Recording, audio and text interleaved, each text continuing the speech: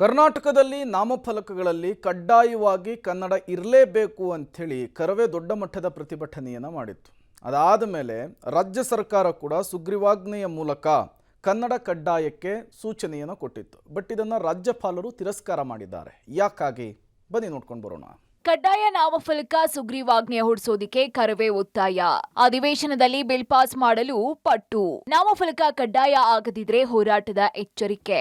ಬೆಂಗಳೂರಿನ ಉದ್ದಿಮೆದಾರರು ನಾಮಫಲಕಗಳಲ್ಲಿ 60% ಕನ್ನಡ, 40% ಇಂಗ್ಲಿಷು ಇರಬೇಕು ಎಂಬ ನಿಯಮ ಇದೆ. ಇದನ್ನ ಪಾಲನೆ ಮಾಡದ ಉದ್ದಿಮೆದಾರರ ವಿರುದ್ಧ ನಾರಾಯಣಗೌಡರ ಕನ್ನಡ ರಕ್ಷಣಾ ವೇದಿಕೆ ಬೃಹತ್ ಹೋರಾಟ ಮಾಡಿ ಜೈಲು ವಾಸ ಅನುಭವಿಸಿದ್ರು.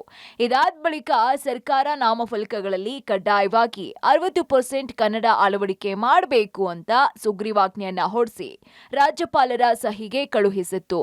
ಇನ್ನು ರಾಜ್ಯಪಾಲರು ಸುಗ್ರೀವಾಜ್ಞೆಯನ್ನ ತಿರಸ್ಕರಿಸಿ ವಿಧಾನಸಭೆಯಲ್ಲಿ ಪಾಸ್ ಮಾಡುವಂತೆ ಸರ್ಕಾರ ಸೂಚಿಸಿದೆ. ಇನ್ನು ರಾಜ್ಯಪಾಲರು ವಿಧಾನಸಭೆಯಲ್ಲಿ ಬಿಲ್ ಪಾಸ್ ಮಾಡೋದಕ್ಕೆ ಸೂಚಿಸಿದ ಬೆನ್ನಲ್ಲೇ ನಾರಾಯಣಗೌಡ್ರ ನೇತೃತ್ವದ ಕನ್ನಡ ರಕ್ಷಣಾ ವೇದಿಕೆ ಸುಗ್ರೀವಾಜ್ಞೆಯನ್ನ ಅಧಿವೇಶನದಲ್ಲಿ ಬಿಲ್ ಪಾಸ್ ಮಾಡೋದಕ್ಕೆ ಒತ್ತಾಯ ಮಾಡ್ತಾ ಇದ್ದಾರೆ. ಇನ್ನು ಫೆಬ್ರವರಿ 28ರ ಒಳಗೆ ಕನ್ನಡದಲ್ಲಿ ನಾಮಫಲಕ ಅಳವಡಿಸದಿದ್ರೆ ಮತ್ತೆ ಹೋರಾಟ ಮಾಡೋದಾಗಿ ಎಚ್ಚರಿಕೆ ಕೊಟ್ಟಿದ್ದಾರೆ. ಕೂಡಲೇ ಸರ್ಕಾರ ವಿಧಾನಸಭೆಯಲ್ಲಿ ಬಿಲ್ ಪಾಸ್ ಮಾಡುವಂತೆ ಆಗ್ರಹಿಸಿದ್ದಾರೆ.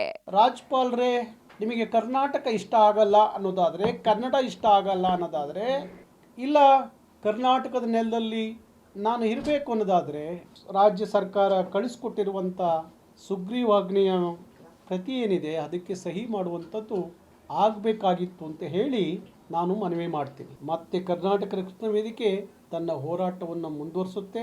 ಆ ಮುಂದುವರಿಸೋದು ಬೇಡ ಅನ್ನೋದಾದರೆ ತಾವು ಬೆಂಗಳೂರಲ್ಲಿ ಇರುವಂಥ ಯಾರೇ ಇರ್ಬೋದು, ನೀವು ಗುಜರಾತಿಂದ ಬರಲಿ, ಮಹಾರಾಷ್ಟ್ರದಿಂದ ಬರಲಿ, ರಾಜಸ್ಥಾನದಿಂದ ಬರಲಿ, ಯಾವ ರಾಜ್ಯದಿಂದಲ್ಲ ಬರಲಿ, ನಮ್ಮ ನೆಲದ ಭಾಷೆ ಕನ್ನಡ. ಕನ್ನಡವನ್ನು ಸರ್ಕಾರ ಏನು ಆದೇಶ ಮಾಡಿದೆಯೋ ಆ 60 ಭಾಗ ಕನ್ನಡವನ್ನು ನಿಮ್ಮ ನಾಮಫಲಕಗಳಲ್ಲಿ ತರುವಂತ ಕೆಲಸ ಮಾಡಬೇಕು ಅಂತೇಳಿ ಎಚ್ಚರಿಸುವಂತ ಕೆಲಸ ಮಾಡುತ್ತೆ. ಕಡ್ಡಾಯ ಕನ್ನಡ ನಾಮಫಲಕವನ್ನ ಅಧಿವೇಶನದಲ್ಲಿ ಪಾಸ್ ಮಾಡೋದಕ್ಕೆ ಒತ್ತಾಯ ಮಾಡ್ತಾ ಇದ್ದು ಏನೆಲ್ಲ ಬೆಳವಣಿಗೆ ಆಗತ್ತೆ ಅನ್ನೋದನ್ನ ಕಾದು ನೋಡಬೇಕಾಗಿದೆ. Lokesh, public TV, Bengaluru.